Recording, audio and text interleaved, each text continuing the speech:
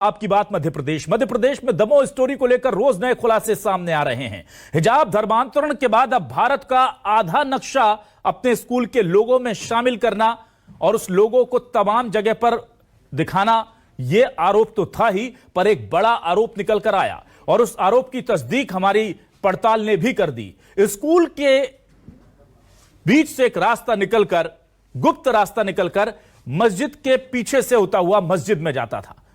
जी हां, स्कूल और मस्जिद बिल्कुल पास पास लगे हैं। मस्जिद जाने के लिए बामुश्किल 200-300 किलोमीटर अगर मुख्य द्वार से, मस्जिद के मुख्य द्वार तक जाएं स्कूल के मुख्य द्वार से, तो वो हो सकता था। लेकिन एक गुप्त रास्ता, यह है वो गुप्त रास्ता। देखिए, स्कूल का गेट, मैदान से आप निकल कर आएंगे और यहां जो बोर्ड लगा है इससे ठीक बगल से आप ऊपर चढ़कर मस्जिद के पीछे से एंटर हो जाएंगे। इस गुप्त रास्ते को लेकर बहुत सारे सवाल उठ रहे हैं। यहां देखिए, यह जो रास्ता है, यह गुप्त रास्ता निकला और यहां पर पीछे आएंगे तो ये जो सीढ़ियां हैं ये मस्जिद के अंदर पीछे से जा रही हैं, जबकि इसका जो मुख्य द्वार है वो सामने है। एक पीछे से दूसरी एंट्री स्कूल से सीधे मस्जिद में, पीछे के पीछे, जो किसी को पता नहीं चलेगा कि यहां से कोई आकर मस्जिद में चला गया या मस्जिद से कोई आकर स्कूल में चला गया। इस तरह की व्यवस्था बनाकर रखी गई थी। इसका मकसद क्या था? इसे, यह मुख्य द्वार है मस्जिद का, जबकि अगर कोई भी आमतौर पर जाता है तो मुख्य द्वार से जाता है और यह बामुश्किल 200 से 300 मीटर होगा स्कूल से। लेकिन फिर भी एक वैकल्पिक रास्ता, जिसे गुप्त रास्ता कहा जा रहा है, उस स्कूल से मस्जिद तक जाने का पीछे से था। इसके पीछे की मंशा क्या है, इस पर लगातार सवाल उठाए जा रहे हैं। लोगों में जो स्कूल का लोगो था उसमें आधा भारत का नक्शा क्यों है, इस पर सवाल उठाए जा रहे हैं।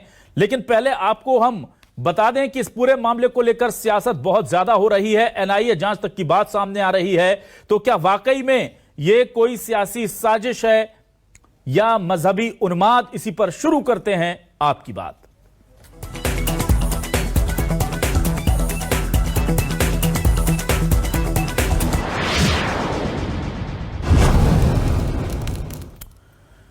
सबसे पहले इस स्कूल में क्या होता था ये आपको सुना देते हैं।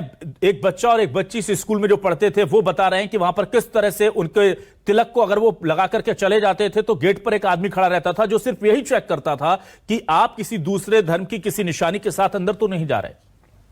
तिलक को पोंछ दिया जाता था, कलावे को काट दिया जाता था और फिर एंट्री दी जाती थी। क्या कह रहे हैं मासूम बच्चे, सुनिए। आप यहाँ पे गंगा जमुना स्कूल में पढ़ते हैं, क्या कुछ पढ़ाया जाता आपको और क्या करवाते हैं? वो लोग नमाज पढ़वाते थे शुक्रवार वाले दिन, और जो कोई नहीं पढ़ता था तो पिटाई तो गलती थी। और फिर वो लोग ऐसे डेली में इंग्लिश हिंदी सब्जेक्ट उनमें था ही नहीं, और वो लोग फिर हिंदी और इंग्लिश थोड़ी थोड़ी रीडिंग करवाते थे और वो लोग ज्यादा अरबी और उर्दू से सिखाते थे। इसलिए सब बच्चे क्या करते थे, वो इंग्लिश और हिंदी भूलने लगे थे। इसलिए फिर एक बार में इसने बोल दिया था कि क्या कहते हैं उसको, घर में भी करा करो। तो एक बार हम लोग सब लोग कर रहे थे घर में, तो फिर मम्मी हरों ने डांटा, तो फिर हम लोगों ने स्कूल में जाए बोल दिया। तो मिस बोलने लगी तुम लोग कर लिया करो चोरी से। मेरी वजह ये थी कि जब मैं टीका लगा कर जाता था स्कूल में तो वो रुमाल से छुटवा देती थी टीका, और रक्षा सूत्र हाथ में पहन के जाते थे तो रक्षा सूत्र भी सीजर से कटवा देते थे। और वॉचमैन अंकल गेट पे ही खड़े रहते थे। अगर हम जाते थे तो वो पहले 5 मिनट गेट पे खड़े रखते थे और क्लास में मैम क्लास के बाहर खड़ी रखती थी। वहाँ पे क्या उर्दू की शिक्षा भी दी जाती थी? Yes sir. क्या पढ़ाया जाता? वो नमाज पढ़वाते थे और लोग और बच्चों से उर्दू पढ़वाते थे। और इस पूरे मामले को लेकर क्या कह रहे हैं कांग्रेस के नेता, क्या कह रहे हैं बीजेपी के नेता, यह भी सुन लीजिए। यदि यह आरोप सच है लव जिहाद और धर्मांतरण का, तो 18 साल से शिवराज सिंह जी की सरकार, उनका इंटेलिजेंस क्या कर रहा था? जिस तरह अब इलेक्शन के वक्त इस मुद्दे को उठाया है, और उससे बढ़कर राष्ट्रीय बाल आयोग के अध्यक्ष प्रियंका कानूनगो साहब ने यह कहा है कि उस स्कूल से आधा नक्शा भारत का बरामद हुआ है। उन्हें यह किसने बताया? क्या पुलिस और उनकी मिली भगत है? और यदि मिली भगत है तो फिर वहां के कलेक्टर, एसपी और डीईओ एजुकेशन डिपार्टमेंट के, उन्होंने उन्हें क्लीन चिट क्यों दी इस स्कूल को? अगर वहाँ पे भारत के नक्शे से छेड़छाड़ की गई है, अगर लोगों को किसी भावनाओं को लेकर उन्होंने अगर छेड़छाड़ की है और जो धर्मांतरण के मामले, लव जिहाद के मामले और जो वहाँ से जो इनपुट, चाहे टेरर फंडिंग की बात हो, चाहे PFI से कनेक्शन के, और उधर इस तरह के मामले लगातार सामने आने के बाद बाबा बागेश्वर ने आज मंदसौर से एक बार फिर हिंदू राष्ट्र की हुंकार भरी और उन्होंने हिंदू बेटियों से दरख्वास्त की, कहा कि मर जाना लेकिन किसी गैर मजहब के इंसान पर, शख्स पर भरोसा मत करना। क्या कहा है बाबा बागेश्वर ने, ये तो हम आपको बताएंगे, लेकिन एक बात उन्होंने खास तौर पर कही कि जिस तरह से केरला स्टोरी में दिखाया गया, लोग कहते हैं कि हमारे युवा अपने संस्कार से, सनातन की संस्कृति से दूर हो रहे हैं, तो अब वो एक किताब लिखेंगे ताकि बच्चों को, युवाओं को, हिंदू लोगों को पता हो कि उनके धर्म में क्या क्या खासियत है और वो अपने धर्म पर अभिमान कर सकें। सुनिए क्या कह रहे हैं बाबा। धर्मांतरण पर संतों ने किया सावधान, अब किताब लिखकर बागेश्वर बाबा देंगे सनातन का ज्ञान। एमपी में दमोह स्टोरी पर बवाल, जिहाद टेरर फंडिंग को लेकर उठे सवाल। धर्मांतरण के स्कूल में हिंदुस्तान का आधा नक्शा, क्या सच में थी स्कूल से मस्जिद तक गुप्त गुफा? ये जो सवाल है ये हम उठाएंगे। हमारे साथ खास मेहमान जुड़ रहे हैं, आइए सीधे रुक कर लेता हूं अपने खास मेहमानों का। मेरे साथ 4 मेहमान हैं। नरेंद्र सलूजा जी हैं, बीजेपी के वरिष्ठ नेता प्रवक्ता, बहुत बहुत स्वागत करता हूं नरेंद्र सलूजा जी आपका। मेरे साथ संगीता शर्मा जी हैं, मीडिया उपाध्यक्ष कांग्रेस से वरिष्ठ नेत्री। Sangeeta ji welcome to my show. Bhanu Hindu ji हैं, अध्यक्ष जय मां भवानी हिंदू संगठन के। भानु हिंदू जी आपका भी बहुत बहुत स्वागत करता हूं। और काजी सैयद अनस अली साहब हैं, अध्यक्ष AIUB के, बहुत बहुत स्वागत करता हूं आपका भी अनस साहब। सबसे पहले मैं आता हूं अनस साहब आज आपके पास और आपसे यह जानना चाहता हूं कि अभी तक इस पूरे मामले को ऐसा बताया जा रहा था कि जैसे किसी को टारगेट करके ये सब चीजें की जा रही थी, लेकिन देखिए आज जो खुलासे हो रहे हैं, बच्चे साफ तौर पर बता रहे हैं कि वो कलेवा काट देते थे, धर्म का निशान होता था उसको हटा देते थे, और उन बच्चों को हिजाब में जब तस्वीरें आई तो कहा किसी पर कोई जबरदस्ती नहीं थी। अब तो जबरदस्ती के सबूत मिल रहे हैं कि बच्चों को अपने धार्मिक परिधानों में, धार्मिक चिन्हों के साथ प्रवेश नहीं दिया जाता था। इसके अलावा उन्हें कहा जाता था कि मां से छुप करके, चोरी से आप आयतें याद करके आओ। क्या इस्लाम में पवित्र चीजों को चोरी से छुपकर पढ़ाना, बच्चों को उन्हें गलत शिक्षा देना, ये ठीक है, जायज मानते हैं आप इसे? बिस्मिल्लाहिर्रहमानिर्रहीम। जिस तरीके से दुनिया के अंदर तमाम मज़ाहिब हैं, हर एक मज़हब को अपने अपने प्रचार प्रसार की इजाज़त है, मगर ये जो बातें सामने आ रही हैं, अगर ऐसा वो करते थे तो मेरे एतबार से ये गलत है, क्योंकि किसी भी मज़हब को अपने मज़हब के लिए ज़बरदस्ती कोई काम करवाना ये ठीक नहीं है।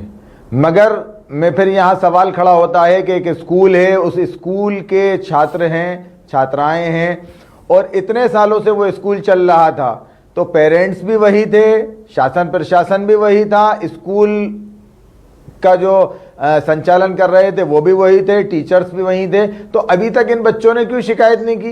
तो इसकी भी जांच होनी चाहिए कि आज ये बच्चे अगर ये बात उठा रहे हैं, हम साथ हैं इन बच्चों के, हम इन बच्चों के, बिल्कुल हमारी पूरी सिंपैथी है इन बच्चों के साथ में, पूरी हमदर्दी हम इन बच्चों के साथ में, और हमारे साथ जितने दूसरे मज़ाहिब के लोग, हमारे हिंदू भाई हमारे साथ रहते हैं, मैं उनसे भी ज़बरदस्ती नहीं कहता कि आप आइए, आप आके हमारे साथ बैठिए तो आप टोपी लगाइए, कोई ज़बरदस्ती वाली बात नहीं है। वो मुझसे नहीं कहते और मैं उनसे नहीं कहता, मगर अगर ऐसा हुआ है तो वो अगर गलत है, मैं उसको कह रहा हूं। मगर जांच का विषय ये भी है कि जब पहले जांच आई थी, क्लीन चिट मिली स्कूल को, तो फिर दोबारा जांच में इस तरीके की बातें क्यों आ रही हैं? तो इसकी भी जांच होनी चाहिए। जांच जो हो वो निष्पक्ष तरीके से हो, किसी एक समुदाय को टारगेट करके उसको बदनाम करने की कोशिश ना हो। ठीक है, मैं आता हूं भानु हिंदू जी, आप बताइए, एक गुप्त रास्ता मिला है, जैसे गुप्त रास्ता कहा जा रहा है, जबकि मस्जिद से स्कूल की दूरी महज चंद मीटर की है, और मेन गेट से अगर दोनों स्कूल के मेन गेट से निकल के मस्जिद तक जाएं तो मुश्किल से 2-3 मिनट का रास्ता लगता है। लेकिन एक मैदान के बीच से एक रास्ता जो मस्जिद में पीछे की तरफ से ऊपर से एंट्री करता है, क्या आपको इसको पीछे लगता है कि यह सुविधा के लिए था, या आपको लगता है नहीं इसके पीछे कोई साजिश है?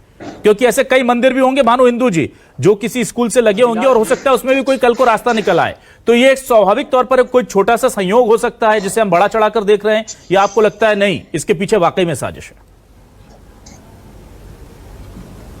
अभिलाष जी, सबसे पहले तो हमें समझने की आवश्यकता है कि आज जो ये चीजें निकल के आ रही हैं, इसकी पृष्ठभूमि देखिए।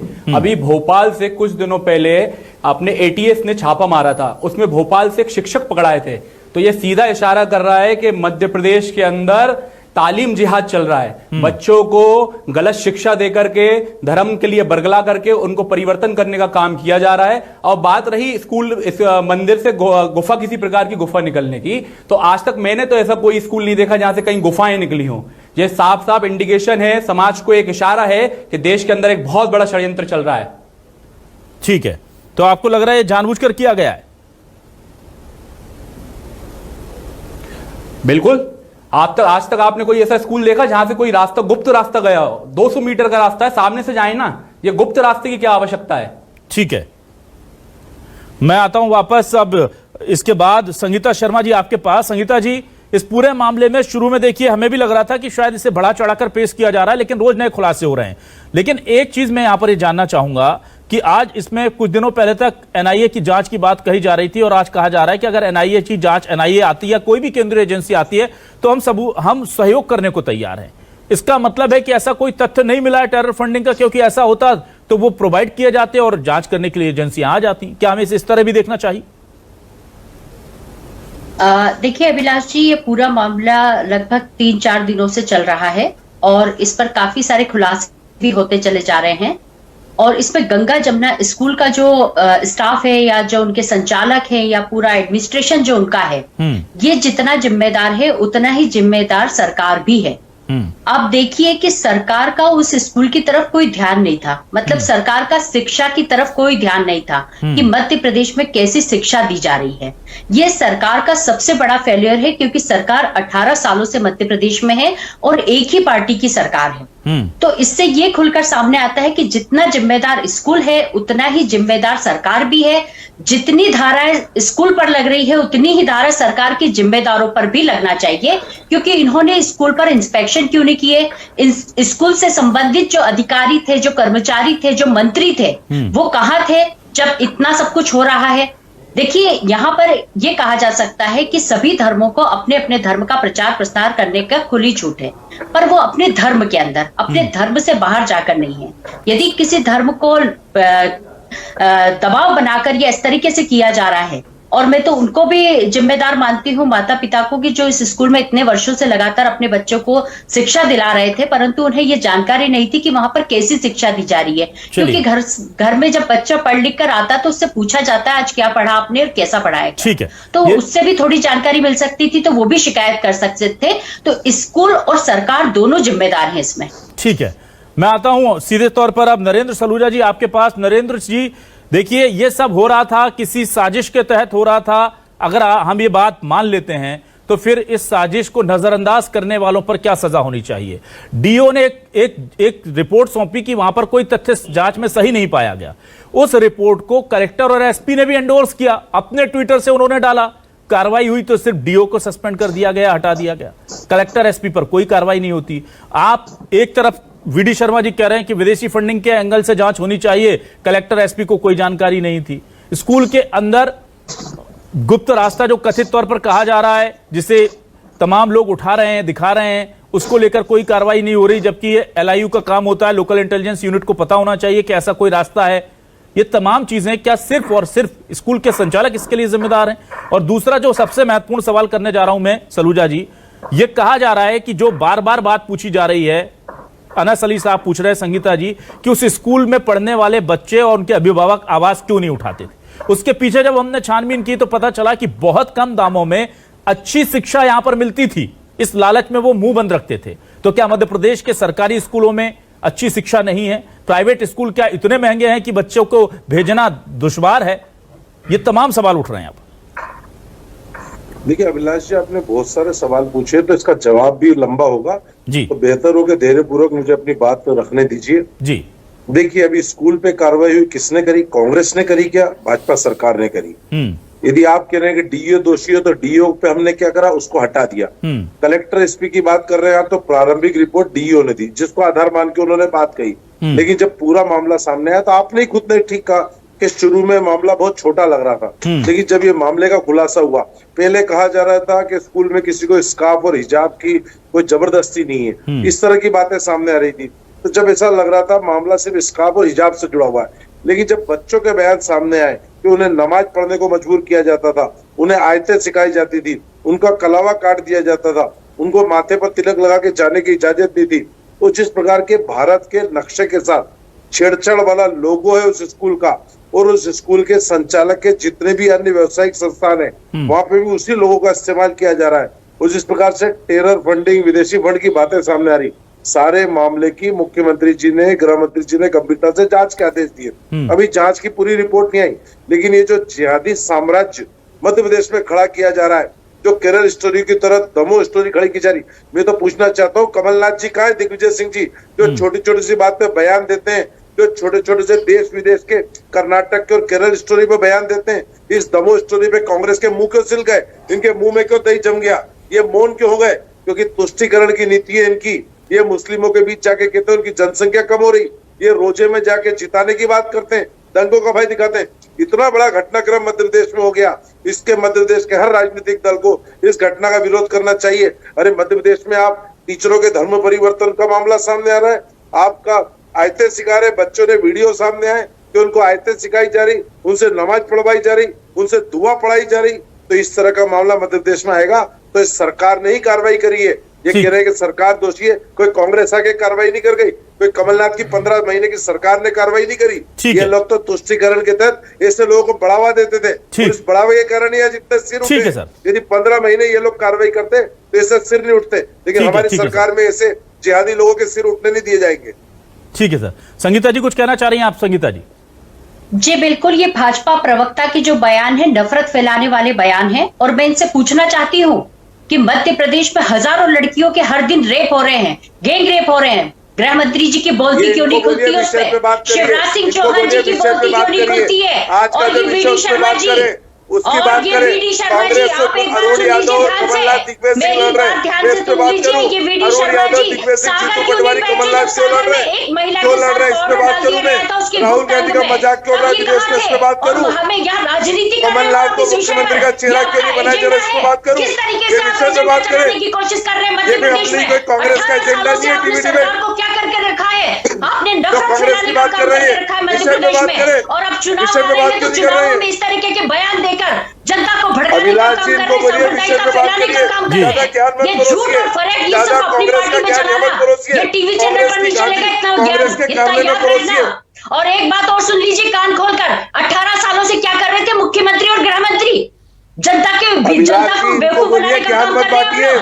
और ये इनकी ज्ञान बात बांटने का की मुझे बात पता है, कर ज्ञान मत कमलनाथ बांटिए, जी का नाम इनको आपके बोलिए मुंह से शोभा कांग्रेस नहीं की देता, बात मत ये करिए। याद रखना। ये ठीक है, कांग्रेस का ठीक है संगीता जी एक मिनट, ठीक है संगीता जी एक मिनट, ठीक है ठीक है संगीता जी एक मिनट, संगीता जी एक मिनट, नरेंद्र जी, संगीता जी मैं आपसे ये सवाल करता हूं कि इस तरह के मामलों में जब भी इस तरह के मामले आते हैं तो क्या वजह है कि बहुत सॉफ्ट स्टैंड लेती है कांग्रेस, जबकि अगर कुछ गलत हो रहा है तो हमने देखा कि आज अनस अली साहब ने सीधे तौर पर कहा कि अगर जबरन किसी के साथ ऐसा किया जा रहा है, अगर उसको उसका तिलक मिटाया जा रहा है, उसका कलेवा काटा जा रहा है, तो कोई हम किसी को मजबूर नहीं करते, कोई हमें नहीं करता। तो पर मुस्लिम समाज के धर्मगुरु एक स्टैंड ले लेते हैं, उनको लगता है जो गलत है वो गलत है, पर कांग्रेस इसको लेकर हिचकिचाती क्यों नजर आती है?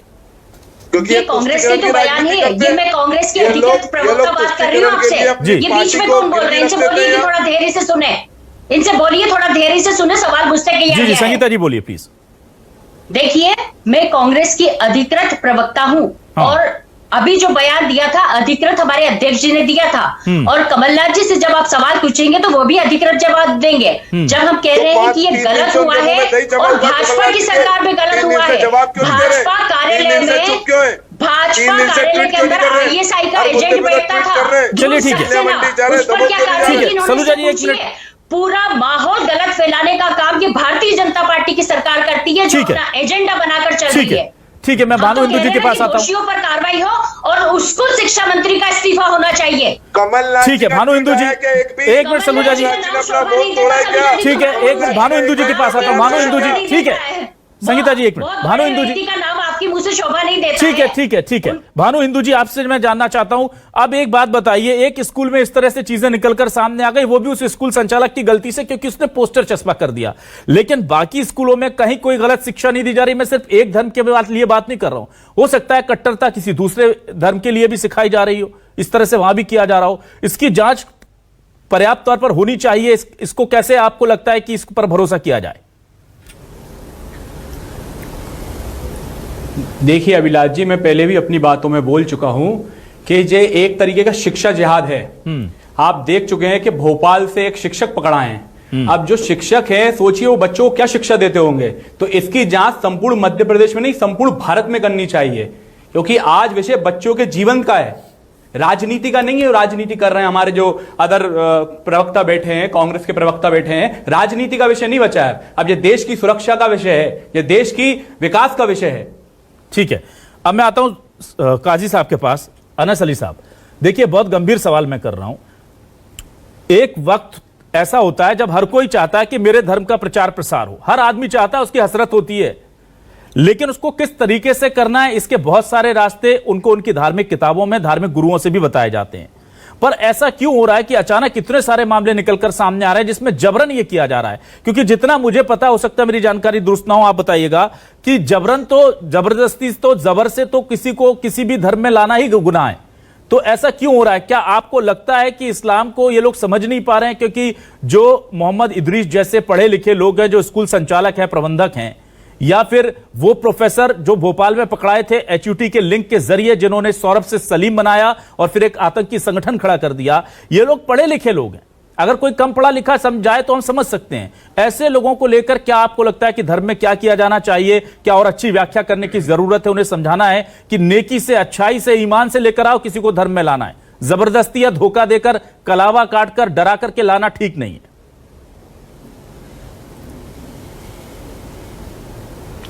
देखिए, जिस तरीके से इस्लाम के जो धर्मगुरु हैं और इस्लामिक स्कॉलर हैं, उनके बारे में, या इस्लाम का प्रचार प्रसार करने वाले हैं, उनके बारे में जो एक प्रोपेगेंडा फैलाया जा रहा है, उनको आइडेंटिफाई गलत तरीके से किया जा रहा है, उनको पेश गलत अंदाज में किया जा रहा है, उनका तारुफ जितने गलत अंदाज में किया जा रहा है, मैं समझता हूं कि ये एक बहुत बड़ी साजिश है जो इस्लाम के खिलाफ है, इस मुल्क के संविधान के खिलाफ है।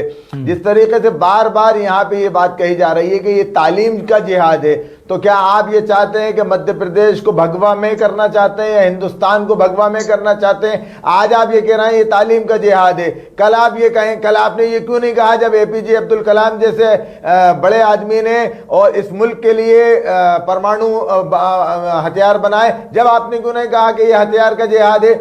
आप आज ये कह रहे हैं बाहर मुल्कों से जो पेट्रोल और डीजल और ऑयल आता है, कल आप ये कहेंगे कि ये ऑयल जिहाद है। आज आप प्रधानमंत्री हिंदुस्तान के अगर पाकिस्तान के प्रधानमंत्री से मिलने जाएंगे तो आप कहेंगे ये मीटिंग जिहाद है। तो इस तरीके से तो नफरतों को फैलाएंगे आप। आज भानु जी मेरे पास बैठे हुए हैं, क्या ये बैठना, हमारा एक साथ बैठना, क्या ये मीटिंग जिहाद है? क्या हमारा एक साथ बैठ के हिंदू भाई का मुसलमान भाई के साथ कहीं बैठ के कॉफी पीना, क्या ये कॉफी जिहाद है? क्या कहीं साथ ट्रेवल करना ट्रेवल जिहाद है? अगर आप इस तरीके से जाएंगे तो ये नफरत को बढ़ाने वाला काम है। मैं आपसे सवाल फिर बार बार कर रहा हूं, मेरे एक सवाल का जवाब सिर्फ दे दीजिए कि ये स्कूल के अंदर जो हो रहा है, क्या ये अभी हुआ?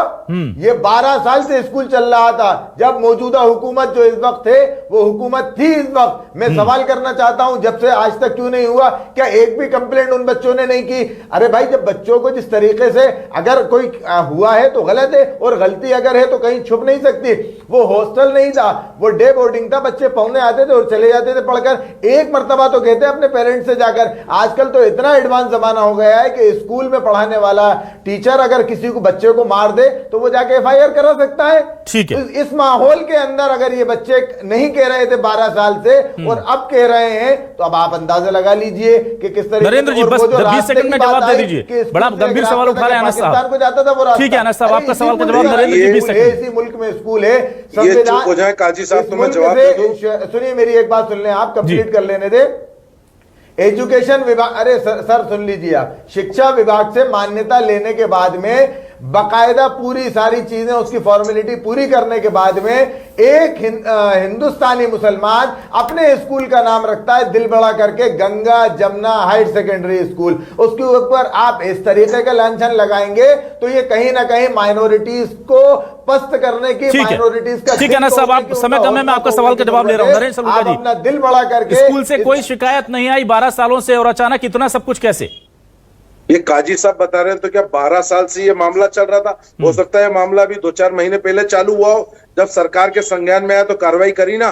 जब इस तरह का पोस्टर मेरिट की लिस्ट का सामने आया, तो सरकार ही जागी ना, सरकार ने जांच के आदेश दिए ना, कोई आपने तो जांच के आदेश नहीं दिए जो आप सरकार को कटघरे में खड़ा कर रहे हैं। आप पहले तो इन सब बातों को विरोध कर रहे थे काजी साहब, लेकिन आपके सुर बदल रहे हैं, आप इस स्कूल को सही ठहरा रहे हैं। को मान्यता नहीं मिली, 12 साल से एजुकेशन डिपार्टमेंट ने मान्यता दी। बात मान्यता की नहीं हो रही, समय खत्म हो रहा है, ये कृत्य की हो रही, ये कृत्य कब से हो रहा है, बात उसकी हो रही है। ठीक है, और बच्चों ने जब सामने आके बयान दिए, ठीक है, तब जाके कार्रवाई हो रही है। ठीक है, ठीक है, ठीक है सर, ठीक है, माफी चाहूंगा, समय खत्म हो रहा है। लेकिन आपको बता दूं कि ऐसा नहीं है कि सिर्फ स्कूल की ही अकेले की गलती है, क्योंकि प्रशासन की मिलीभगत के बिना, आपको बता दूं, इस स्कूल में ये जो संचालक थे, इनका तेंदुपत्ता का कारोबार था, बीड़ी बनाने का। इस स्कूल में तेंदुपत्ता स्टोर करने की अनुमति प्रशासन ने उन्हें दी थी। और इतना ही नहीं, जो हमारे सूत्र जानकारी दे रहे हैं, प्रशासन शासन चाहे तो पुष्टि करा ले, कुछ सरकारी स्कूलों में भी तेंदुपत्ता स्टोर करने की अनुमति ले ली गई थी इन्हीं शख्स के द्वारा। तो बिना प्रशासन के, शासन के जानकारी के, मिलीभगत के कैसे हो रहा था? पहले ही दिन जब मामले में कोई शिकायत भी नहीं आई थी, तभी जांच करके रिपोर्ट में क्लीन चिट दे दी गई। इस देश में जब कोई मामला सामने आता है तो उसकी जांच समिति बनवाने से रिपोर्ट आने तक कितना टाइम लगता है सब जानते हैं, लेकिन चंद घंटों में जांच समिति भी बन जाती है, जांच भी हो जाती है और रिपोर्ट भी आ जाती है। कलेक्टर एसपी उस पर ठप्पा भी लगा देते हैं कि सब ठीक है। और अब इतना बड़ा मामला निकल रहा है, तो प्रशासन की जिम्मेदारी भी इसमें कहीं ना कहीं बनती है। सरकार सचेत हो रही है, अच्छी बात है, लेकिन सामाजिक सौहार्द बनाए रखना जरूरी है। ऐसे मामलों में हमारी कोशिश जगाने की है, किसी को डराने की नहीं। बहुत बहुत शुक्रिया नरेंद्र सलूजा जी, संगीता शर्मा जी, भानु हिंदू जी, काजी सैयद, अनस अली साहब, सभी का शुक्रिया। दर्शकों को नमस्कार।